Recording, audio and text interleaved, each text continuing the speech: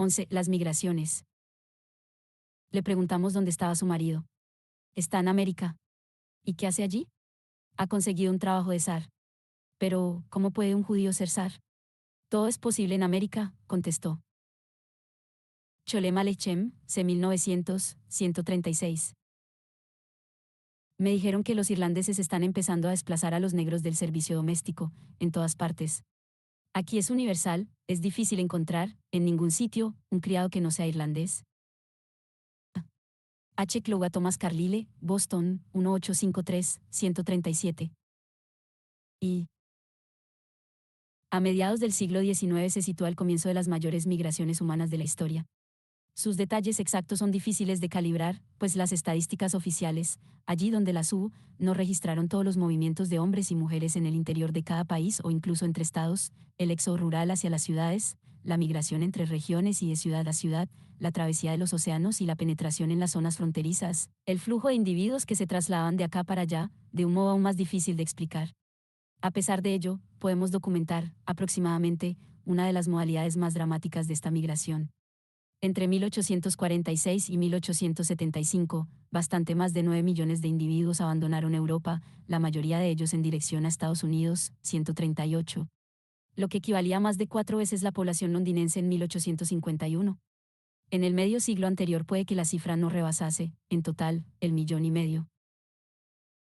Los movimientos de población y la industrialización van juntos, pues el desarrollo económico moderno a lo largo del mundo requirió trasvases sustanciales de poblaciones, facilitando técnicamente el proceso y abaratándolo, mediante nuevas y cada vez mejores comunicaciones, y, por supuesto, capacitó al mundo para mantener una población mucho mayor.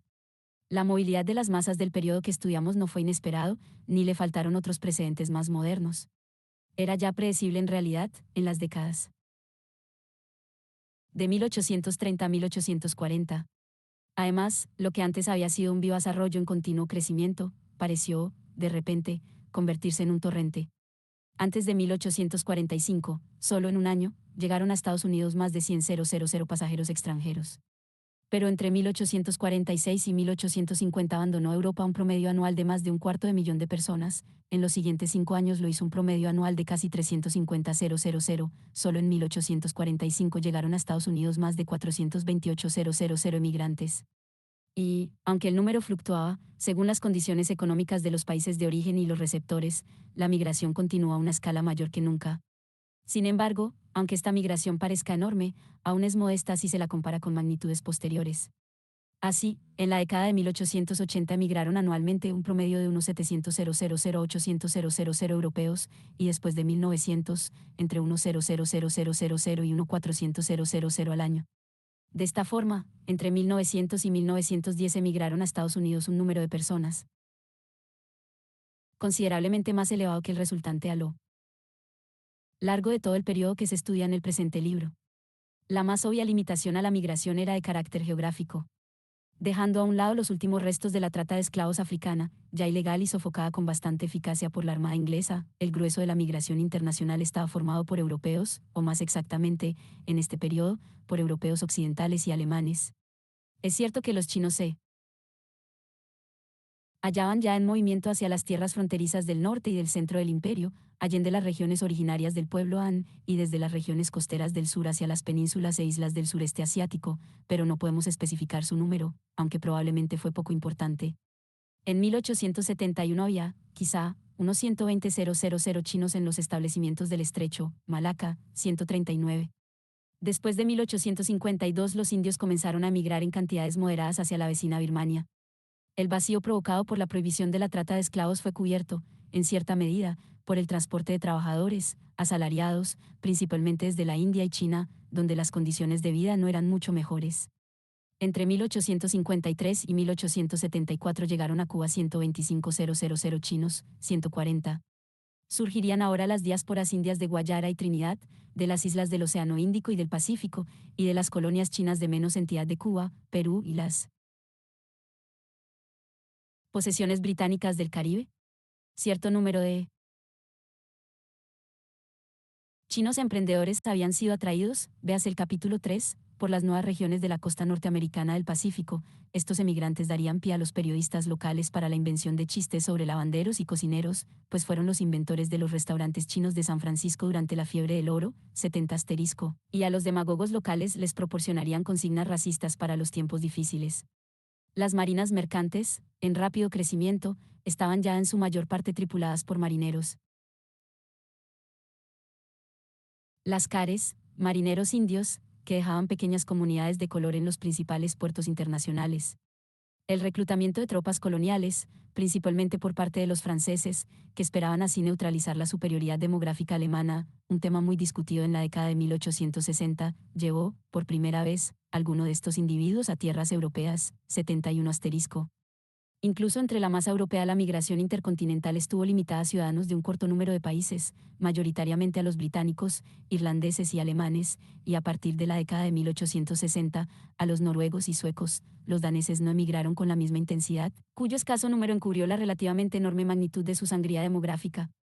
Así Noruega envió 2/3 de su excedente de población a Estados Unidos, cifra superada únicamente por la infortunada Irlanda que envió al extranjero la totalidad de este excedente, incluso sobrepasándolo, el país, tras la gran carestía de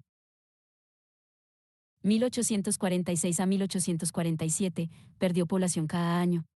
Sin embargo, aunque los ingleses y alemanes enviaron al extranjero poco más de un 10% de su crecimiento demográfico neto, en números absolutos el contingente fue muy elevado.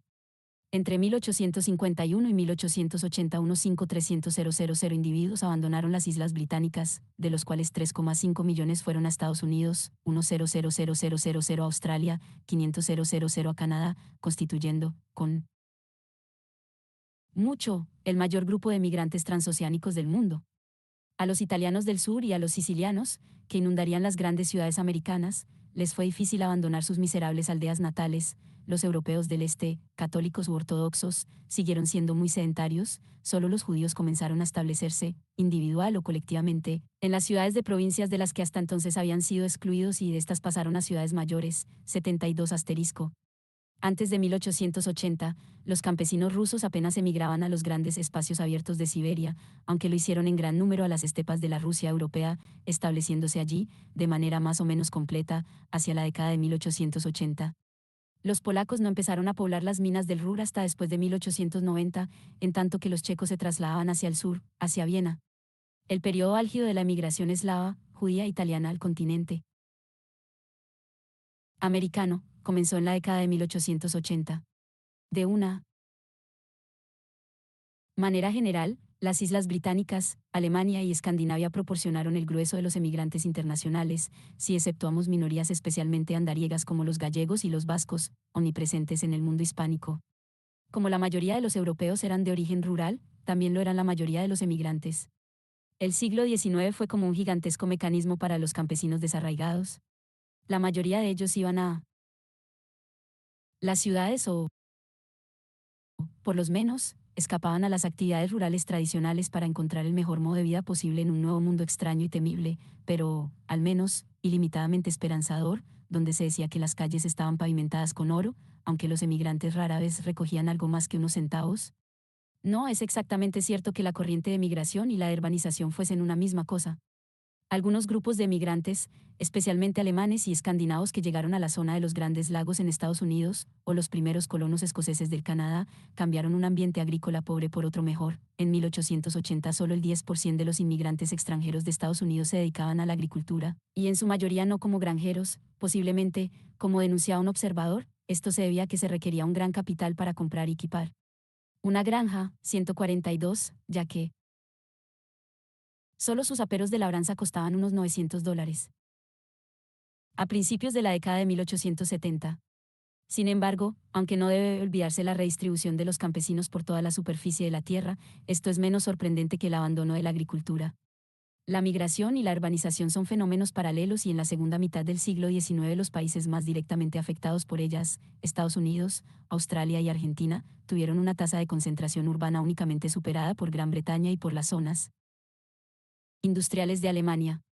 Hacia 1890, entre las 20 ciudades mayores del mundo occidental se incluían 5 de Norteamérica y una de Australia. Hombres y mujeres se trasladaban del campo a la ciudad, aunque, cada vez con más frecuencia, esto se hiciese desde otras ciudades, cosa que ocurría, sin duda, en Gran Bretaña. Si la migración se realizaba dentro de las fronteras de su propio país, no suscitaba nuevos problemas técnicos. En la mayoría de los casos los emigrantes no iban muy lejos, y si lo hacían, el camino que iba desde su región a la ciudad había sido ya muy trillado por parientes y vecinos, como por los buhoneros y albañiles ocasionales que solían aparecer por París provenientes del centro de Francia, y cuyo número creció con los trabajos de construcción de esta ciudad, hasta que, después de 1870, abandonaron su carácter estacional y pasaron a ser emigrantes fijos. 143. En ocasiones la tecnología abrió nuevos caminos, como los del ferrocarril que llevaba a los bretones a París, a perder su fe, como decía el proverbio, en las puertas de la estación de Montparnasse y a proporcionar a los burdeles de la ciudad sus huéspedes más característicos. Las jóvenes bretonas sustituyeron a las ya muy conocidas prostitutas lorenesas. Las mujeres que emigraban dentro de las fronteras de un mismo país se convertían, en su mayor parte, en criadas, hasta que se casaban con algún campesino amigo o pasaban a desempeñar alguna otra ocupación urbana. Era poco frecuente la migración de familias e incluso la de matrimonios. Los hombres continuaban ejerciendo el comercio tradicional de su región en la ciudad, los galeses de Cardiganshire se hacían lecheros allí donde fuesen, y los auverneses, traficantes de combustibles, o, si tenían alguna especialidad, continuaban con su propio oficio, y si eran emprendedores se dedicaban al pequeño comercio, sobre todo de alimentos y bebidas. De lo contrario, se empleaban, generalmente, en dos ocupaciones que no requerían conocimientos especiales, y que eran desconocidas para los campesinos, la construcción y el transporte. En 1885, en Berlín, el 81% de los individuos que trabajaban en la industria alimentaria, el 83,5% de los albañiles y cerca de un 85% de los empleados en los transportes no habían nacido en la ciudad. 144. Aunque no solían tener demasiado éxito en trabajos que requerían una mayor especialización, a no ser que hubiesen recibido aprendizaje de algún oficio. En sus lugares de origen, probablemente se encontraban en una situación mejor que los ciudadanos más pobres. Es probable que los peores cenagales de sudor y pobreza soliesen estar llenos de ciudadanos nativos, más que de migrantes. Sin embargo, en el periodo que estamos estudiando, aún no había una gran producción fabril en la mayoría de las principales capitales. La mayor parte de dicha producción, estrictamente fabril, se encontraba en ciudades de tamaño medio, aunque en pleno crecimiento, o incluso en pueblos o ciudades pequeñas, especialmente la minería y algunos textiles. En ellos no existía una demanda comparable de mujeres inmigrantes, excepto en las industrias textiles y, casi por definición, los empleos para los inmigrantes masculinos no precisaban cualificación y estaban mal retribuidos. La migración a través de fronteras y océanos provocó problemas más complejos y no porque el emigrante con frecuencia, aunque en esta época no era la causa principal, llegaba a un país cuyo idioma desconocía. De hecho, el mayor grupo de emigrantes, los provenientes de las Islas Británicas, no encontraban dificultades lingüísticas significativas, en tanto que algunos, no muchos, sí las hallaban, por ejemplo, los provenientes de los imperios plurinacionales de la Europa central y oriental. Sin embargo, dejando a un lado el idioma, indiscutiblemente la emigración agudizó el problema del origen de los inmigrantes, véase el capítulo 5. En el caso de permanecer en el nuevo país, era necesario romper los lazos con el antiguo. Y de ser así, era deseable. El problema no se planteó entre los colonos asentados en sus propias colonias, que continuaban siendo ingleses en Nueva Zelanda y franceses en Argelia, y que pensaban en su antiguo país como en su hogar. El problema surgió con la mayor acritud en Estados Unidos, que recibió bien a los inmigrantes, pero que asimismo los presionó para convertirlos en ciudadanos norteamericanos anglófonos, lo antes posible, ya que todo ciudadano sensato debía desear ser norteamericano. Y de hecho, la mayoría sí lo hizo. Por supuesto que un cambio de ciudadanía no implicaba la ruptura con el país de origen. Por el contrario, el emigrante típico que se reunía con sus compatriotas en el nuevo y extraño ambiente que lo recibía con bastante frialdad, la xenofobia militante de los no-notins, 73 asterisco, en la década de 1850, fue una respuesta norteamericana nativa a la afluencia de los irlandeses hambrientos, cayó, naturalmente, en el único medio humano que le era familiar y que podía ayudarle, la compañía de sus paisanos. La Norteamérica que le enseñaba como primera frase en inglés, oigo el silbato, debo apresurarme, 74 asterisco, no era una sociedad, sino un medio de hacer dinero. Sin embargo, el inmigrante de la primera generación estaba firmemente interesado en aprender las técnicas de su nueva vida, vivía en un gueto autoimpuesto, buscando ayuda en las viejas costumbres, en los hombres de su clase, en los recuerdos de su antiguo país de origen que había abandonado con tanta facilidad. No en vano los risueños ojos de los irlandeses hicieron la fortuna de los plumíferos bohemios, que estuvieron a punto de crear el negocio de la música popular moderna en las ciudades estadounidenses. Incluso a los acaudalados financieros judíos neoyorquinos, los Guggenheim, Kuhn, Sachs, Seligman y Lehman, que poseían todo lo que podía comprarse con dinero en Estados Unidos, y que lo tenían todo al alcance de la mano, no eran norteamericanos del mismo modo en que los Bergheimstein de Viena se consideraban a sí mismos austríacos, los Blechroeder de Berlín, prusianos, e incluso los internacionales Rothschild de Londres y París, ingleses y franceses, siguieron siendo tan alemanes como norteamericanos. Hablaban, escribían y pensaban en alemán, con frecuencia enviaban a sus hijos a la antigua patria para que fuesen educados e ingresaban en asociaciones alemanas y las patrocinaban, 146. Pero la migración provocó dificultades materiales mucho más elementales. Los individuos, una vez en su lugar de destino, debían descubrir dónde ir y qué hacer. Habían tenido que viajar hasta Minnesota desde algún remoto fiordo noruego, hasta el condado de Green Lake, Wisconsin, desde Pomerania o Brandeburgo, hasta Chicago, desde alguna aldea de Kerry. Los costes de la travesía no constituían una dificultad insuperable, aunque las condiciones del alojamiento durante el viaje transoceánico, especialmente después de los años posteriores a la carestía irlandesa, eran francamente horribles, cuando no realmente mortales. En 1885 el pasaje de un emigrante desde Hamburgo a Nueva York costaba $7. Las líneas marítimas de Southampton a Singapur, que realizaban un servicio de lujo, redujeron el precio de 110 libras esterlinas en 1850 a 68 libras en 1880-147. Los precios eran bajos, no solo porque se pensaba que los pasajeros de tercera clase no requerían o merecían mayores comodidades que las que se proporcionaba al ganado y que, afortunadamente, necesitaban menos espacio, o incluso para mejorar las comunicaciones, sino por razones económicas. Los emigrantes eran un cargamento útil. Probablemente, para la mayoría de las personas, los costes del trayecto hasta el puerto final de embarque, El Havre, Bremen, Hamburgo y, sobre todo, Liverpool, eran bastante más elevados que los de la travesía en sí misma. Aún así, el dinero no estaba al alcance de los más pobres, aunque las sumas requeridas podían ser ahorradas con facilidad y enviadas desde América o Australia por los emigrantes, gracias a sus altos salarios, a los parientes de la madre patria.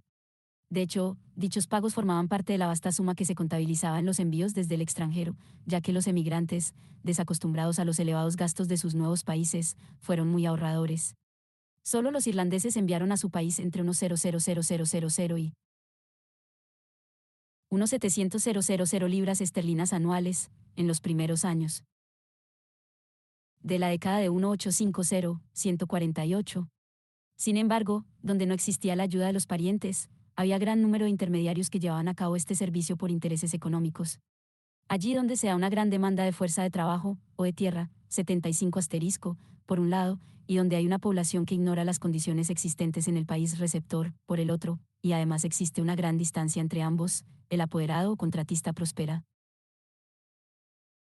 Estos individuos obtenían sus beneficios acumulando ganado humano en las bodegas de los barcos de las compañías navieras, que estaban ansiosas por llenarlas, que se enviaba a las autoridades y a las compañías de ferrocarriles interesadas en poblar sus desolados territorios, a los propietarios de minas y fundiciones y a los patronos que necesitasen brazos para esta clase de rudos trabajos. Estos pagaban a los intermediarios, que, a su vez, recibían las pequeñas sumas de hombres y mujeres desvalidos, que se veían forzados a atravesar la mitad de un continente extraño, incluso antes de embarcar para la travesía atlántica, desde la Europa central hasta el Havre, o a través del Mar del Norte, vía de los neblinosos valles de los Peninos, hasta Liverpool. No hemos de olvidar que con mucha frecuencia explotaban la ignorancia y el desamparo, aunque, en este periodo, es probable que no se llegase a los extremos del trabajo contratado y de la servidumbre por deudas, excepto quizá entre los indios y chinos, embarcados al extranjero para trabajar en las plantaciones, lo cual no significaba que no hubiese multitud de irlandeses que pagaban inútilmente a algún amigo, desde la madre patria, por el privilegio de encontrar un empleo en el Nuevo Mundo. En conjunto, nadie controlaba a estos empresarios de la migración, si exceptuamos algunas supervisiones de las condiciones de los barcos tras las terribles epidemias a finales de la década de 1840. Era del dominio público que detrás de ellos había personas influyentes. La burguesía de mediados del siglo XIX creía todavía que su continente estaba excesivamente poblado de pobres. Cuanto mayor fuese el número de los que se dirigían al extranjero, mayores eran las posibilidades de mejorar su situación, y para aquellos que se quedaban, de hallar más oportunidades en un mercado de trabajo menos saturado. Las sociedades benéficas o incluso los sindicatos estaban de acuerdo en subvencionar la migración de sus clientes o miembros como el único medio posible de luchar contra la pobreza y el desempleo. Y parece corroborarlo el hecho de que, a lo largo del periodo que estudiamos, fuesen los países con una rápida industrialización, como Gran Bretaña y Alemania, los que exportasen mayor número de hombres. Actualmente pensamos que esta teoría era errónea. La economía de los países de origen de las emigrantes habría resultado, en comparación, más beneficiosa si hubiese empleado localmente sus recursos humanos. Por el contrario, la economía del Nuevo Mundo se benefició inconmensurablemente con el éxodo proveniente del Viejo. Por supuesto, esto mismo les ocurrió a los propios emigrantes. El peor periodo para su condición de pobres y explotados parece que tuvo lugar en Estados Unidos, antes de finalizar la época que nos ocupa. ¿Por qué se emigraba? Principalmente por razones económicas, es decir, por pobreza. A pesar de las persecuciones políticas de después de 1848, los refugiados por razones políticas o ideológicas formaban solo una pequeña fracción de la gran masa migrante, incluso entre 1849 y 1854, aunque, en ocasiones, fueron los más radicales los que controlaron la mitad de la prensa estadounidense en lengua alemana, con la que denunciaban al país que les había dado refugio, 150. Estos grupos radicales se asentaron rápidamente en el extranjero, como la mayoría de los emigrantes no políticos, y transfirieron sus energías revolucionarias a las campañas antiesclavistas. El ímpetu de las sectas religiosas que buscaban mayor libertad para desarrollar sus actividades particulares probablemente fue menor que en el medio siglo anterior, aunque no fuese más que porque los gobiernos de mediados del periodo victoriano no mantenían criterios demasiado ortodoxos, bien que probablemente viesen con agrado la desaparición de los mormones británicos o daneses, cuya inclinación hacia la poligamia les creaba problemas. Incluso en Europa oriental, las activas campañas antisemíticas, que iban a estimular la emigración masiva de judíos, se apaciguarían en lo sucesivo. ¿Por qué emigraba la gente? Para escapar a la mala situación de sus países o para intentar conseguir una mejor en el extranjero. Sobre este problema se ha suscitado un largo e inútil debate. No hay duda de que los pobres eran más proclives a emigrar que los ricos, y que estaban más dispuestos a hacerlo si su vida tradicional se había hecho difícil o imposible. Así, en Noruega, los artesanos emigraban con más facilidad que los obreros industriales. Después, cuando la navegación a vela declinó ante el surgimiento de la de vapor, emigraron los marinos, y otro tanto hicieron los pescadores cuando los barcos que funcionaban con petróleo reemplazaron a los barcos de vela. Igualmente está bastante poco claro que en este periodo, cuando la idea de arrancar viejas raíces era todavía algo extraño y terrorífico para la mayor parte de las personas, se necesitaba algún tipo de catástrofe que los empujase a lo desconocido. Un obrero agrícola de quien te escribió desde Nueva Zelanda para agradecer a los granjeros de su región que a raíz de un lockout le hubiesen expulsado del sindicato de trabajadores agrícolas, ya que se encontraba fuera mejor que mejor de otra forma, jamás hubiera pensando en marcharse. No obstante, ya que la emigración en masa llegó a formar parte de la experiencia común de la gente, y cada niño del condado de Kildare tenía algún primo, tío o hermano en Australia o en Estados Unidos, el desarraigo se convirtió en una elección habitual, y no necesariamente irreversible, basada en un abanico de perspectivas, y no simplemente en algo impuesto por la fuerza del destino. La migración crecía si se sabía que se había hallado oro en Australia, o que abundaban los empleos bien pagados en Estados Unidos. Por el contrario, decayó, después de 1873, cuando la economía estadounidense sufrió una fuerte depresión. A pesar de todo, no hay ninguna duda de que la primera oleada migratoria del periodo que estudiamos, 1845 a 1854, se debió, principalmente, a una huida del hambre o de la presión de la población sobre la tierra, fenómeno que se dio, sobre todo, en Irlanda y Alemania, países que proporcionaron el 80% de la migración transatlántica en estos años. Asimismo, la migración no era necesariamente permanente. Algunos emigrantes, cuyo número no podemos calcular, soñaban con hacer fortuna en el extranjero, y volver ricos y respetados a sus pueblos natales. Realmente así lo hicieron en una proporción considerable, entre el 30 y el 40%, aunque lo más frecuente es que el retorno se debiese a razones opuestas, es decir, porque no les gustaba el nuevo mundo o porque no habían podido establecerse allí. Algunos volvían a emigrar. Como las comunicaciones habían sufrido una revolución, el mercado de fuerza de trabajo, especialmente para los individuos con alguna capacitación especial, se expandió hasta abarcar a todo el mundo industrial. Las listas de los líderes gremiales británicos del periodo están llenas de hombres que trabajan durante un tiempo en Estados Unidos o cualquier otro país de ultramar, como hubieran podido hacerlo en Newcastle o Barrow-in-Furness. Realmente, en esta época se hizo posible, incluso para la migración temporal y estacional de cosecheros o constructores de ferrocarriles, italianos e irlandeses, cruzar los océanos. De hecho, el incremento masivo de la migración llevaba consigo una cantidad considerable de movimiento no permanente, temporales, estacionales o simplemente nómadas. En sí mismos, dichos movimientos no significaban nada nuevo. El segador, el jornalero vagabundo, el calderero nómada, el buhonero, el carretero y el vaquero eran individuos bastante familiares antes de la revolución industrial. Sin embargo, la rápida expansión mundial de la nueva economía estaba destinada a necesitar y, por consiguiente, a crear nuevos tipos de trabajadores de esta clase. Se considera que el símbolo de esta expansión es el ferrocarril, cuyos empresarios recorrieron el mundo, y con ellos fueron los cuadros de capataces, los obreros especializados y los trabajadores más selectos, en su mayor parte británicos e irlandeses. En ocasiones se establecían en algún país extranjero para siempre, convirtiéndose sus hijos en los anglo-argentinos de la futura generación, 76 asterisco, y en ocasiones se trasladaban de país en país, como hacen en nuestros días los mucho menos numerosos petroleros, puesto que la construcción de ferrocarriles era un fenómeno mundial, no había por qué contar seriamente con una fuerza de trabajo local, sino que se desarrolló un cuerpo de trabajadores nómadas, llamados en Gran Bretaña, navis, braceros, como los que aún caracterizan las grandes construcciones en todo el mundo. En la mayoría de los países industriales, estos hombres fueron reclutados entre los individuos marginados y sin ocupación, dispuestos a trabajar diligentemente, en malas condiciones, a cambio de un salario y a beberse o a jugarse su paga con igual diligencia, sin pensar para nada en el futuro. Pues, de igual forma que para los marinos, que se les parecían mucho, siempre había otro barco, para estos obreros móviles siempre había alguna otra gran obra en construcción cuando terminaran la que estaban realizando. En las fronteras de la industria, estos hombres libres ofendían lo que había de respetable en todas las clases, eran los héroes de un folclore de masculinidad extraoficial, jugaban el mismo papel que los marinos, los mineros y los buscadores de oro de las tierras fronterizas, aunque ganaban más que los primeros y carecían de la esperanza de enriquecerse de los últimos. En las sociedades agrarias más tradicionales, estos obreros móviles constituyeron un puente importante entre la vida rural y la industrial. Organizados en ordenados grupos o cuadrillas, según el ejemplo de los cosecheros estacionales, dirigidos por un jefe elegido que negociaba las condiciones y repartía el producto de la contrata, los campesinos pobres italianos, croatas o irlandeses cruzaban continentes e incluso océanos a fin de proporcionar mano de obra a los constructores de ciudades, fábricas o ferrocarriles. Dichas migraciones tuvieron lugar en las llanuras húngaras desde la década de 1850. Los individuos menos organizados solían ofenderse por la mayor eficiencia y disciplina, o docilidad, de estos campesinos, así como por su disposición para trabajar por jornales más bajos.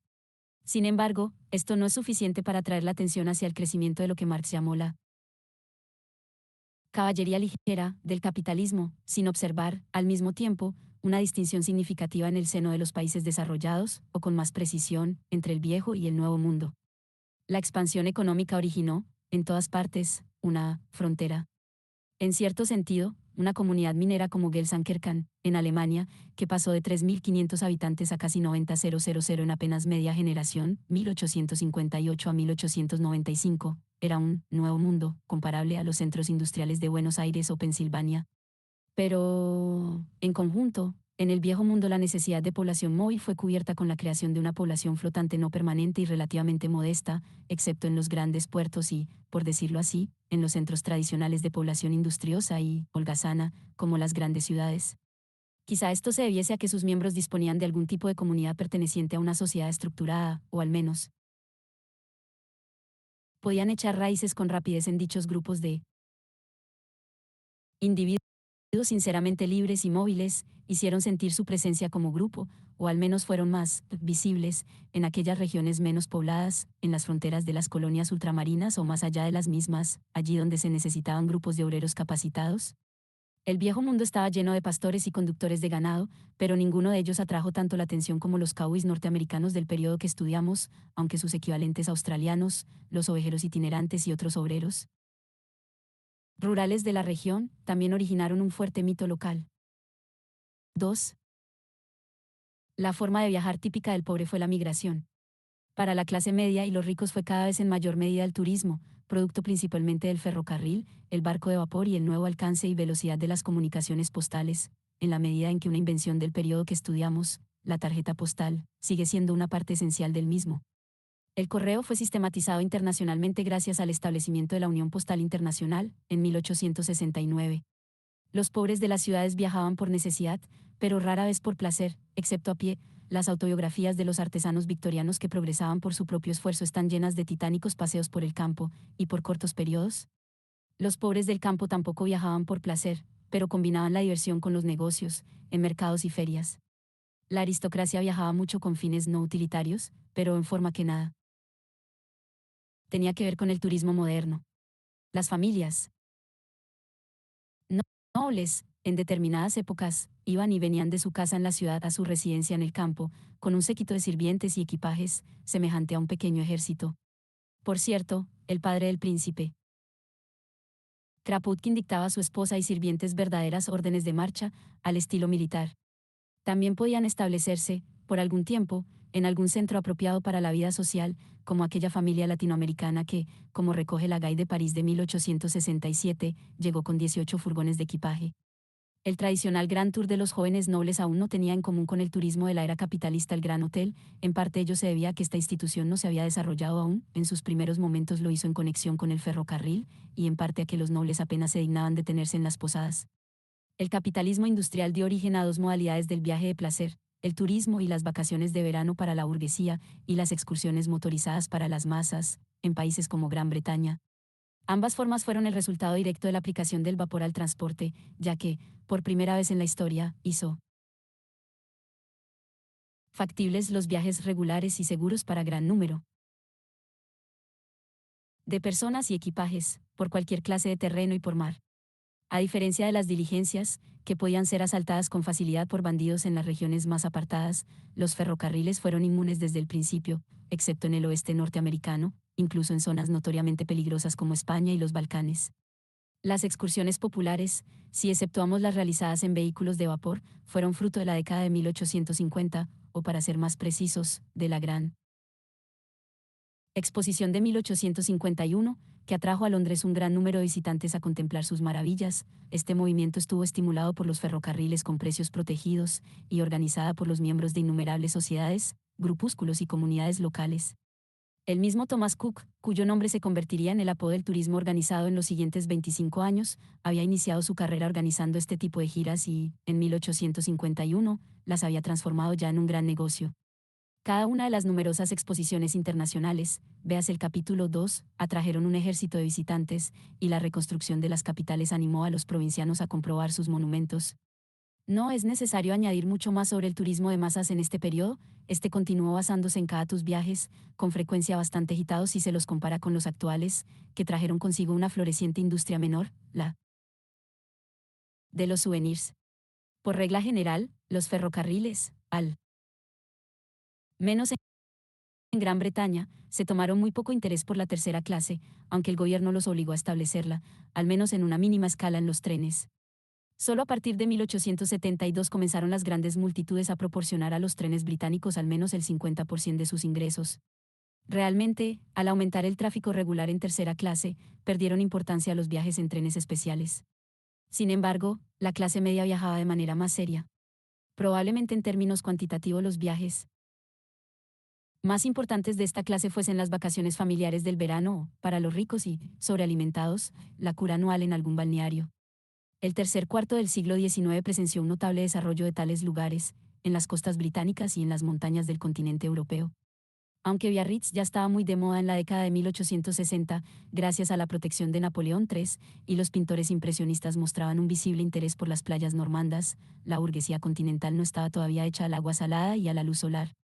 Hacia mediados de la década de 1860 el auge de las vacaciones de la clase media estaba transformando ciertas zonas de la costa británica, mediante paseos junto al mar, embarcaderos y otras mejoras, que permitían a los propietarios de los terrenos obtener beneficios insospechados de las hasta entonces improductivas escolleras y playas. Fue un fenómeno típico de la clase media y clase media baja. En conjunto, el veraneo de los obreros a la orilla del mar no alcanzó importancia hasta la década de 1880, y la nobleza y la clase media acomodada difícilmente considerarían la estancia en Bourg-Mas, donde se encontró asimismo el poeta francés Verlaine, o Aventine, donde tomaban el aire Turgeniev y Karl Marx, como actividad veraniega satisfactoria. Los balnearios del resto de Europa eran más elegantes, los ingleses apenas merecían tal calificativo y, por consiguiente, proporcionaban hoteles lujosos y los entretenimientos para una clientela de esta clase, como, por ejemplo, casinos de juego y burdeles de categoría. Vichy, Spa, Baden-Baden, Aix-les-Bains y, sobre todo, los grandes balnearios internacionales de la monarquía de los Habsburgo, como Gastein, Marienbad, Karlsbad, etc., representaron para la Europa del siglo XIX lo que vas para la Inglaterra del XVIII, es decir, elegantes reuniones justificadas por la excusa de beber alguna clase de desagradable agua mineral o por la inmersión en algún tipo de líquido bajo el control de un benevolente dictador médico. 77 asterisco. Con todo, las afecciones hepáticas resultaron ser grandes niveladoras, y las aguas minerales atrajeron cierto número de ricos no aristócratas y de profesionales de clase media, cuya tendencia a comer y beber demasiado se había visto reforzada por la prosperidad. Después de todo, el Dr. Kugelmann recomendó Carlsbad a un miembro de la clase media tan poco representativo como Karl Marx, que se registró cuidadosamente como un hombre con medios propios, para evitar su identificación, hasta que descubrió que como Dr. Marx podía ahorrar algunas de las excesivas Kurtaxe, 151. Hacia la década de 1840, muy pocos lugares de este tipo habían emergido de la simplicidad rural. Y en fecha tan tardía como en 1859, la Murray's Guide describía Marienbad como relativamente moderno y resaltaba que Gastein solo tenía 200 habitaciones. Pero en la década de 1860 se encontraba en todo su apogeo. Tanto el Sommerfrische como el Kurort eran para la burguesía típica, la Francia y la Italia tradicionales aún hoy confirman que la Libaris anual era una institución burguesa.